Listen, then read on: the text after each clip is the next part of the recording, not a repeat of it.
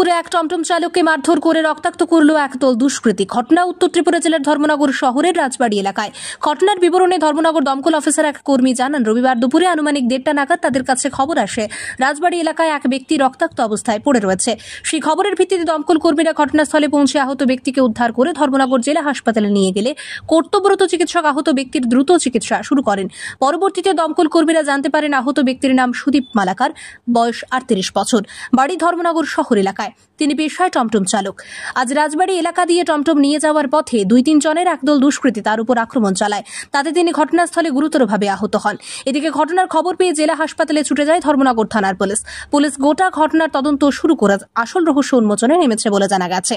Sir, একটু আগে যে রাজবাড়ি একটি ঘটনা ঘটেছিল সেই সম্বন্ধে একটু জানতে চাইব।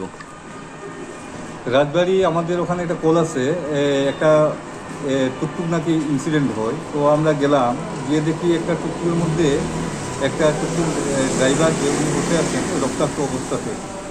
তো টুকটুক নাম্বার TR05ER 480 টুকটুক নাম্বার। তো আমরা ওদেরকে জিজ্ঞাসা করলাম কী হয়েছে। তো উনি যা বললেন আর কি, টুকটুক ড্রাইভার ওনাকে নাকি 2-3 জনে মিলে অ্যাসাল্টিং করেছেন, মেরেছেন। As a result he has been seriously injured. হ্যাঁ, তো ওনার খুব সিরিয়াস ইনজুর হয়েছে। তো ওনাকে আমরা ধর্মনগর হসপিটালে শিফট করে দিয়েছি, ওনার চিকিৎসা চলছে। ওনার নাম হচ্ছে সুদীপ মালাকার, বয়স 38 ইয়ার।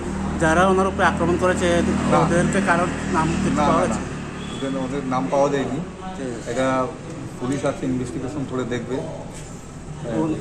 আমরা কেজুয়াল থেকে শিফট করে দিয়েছি ধর্মনগর হসপিটালে, ওনার চিকিৎসা চলছে। Thank you sir. ধর্মনগর থেকে অক্ষয়দীপ মজুমদারের প্রতিবেদন, সত্যের খোঁজে 24 ঘন্টা।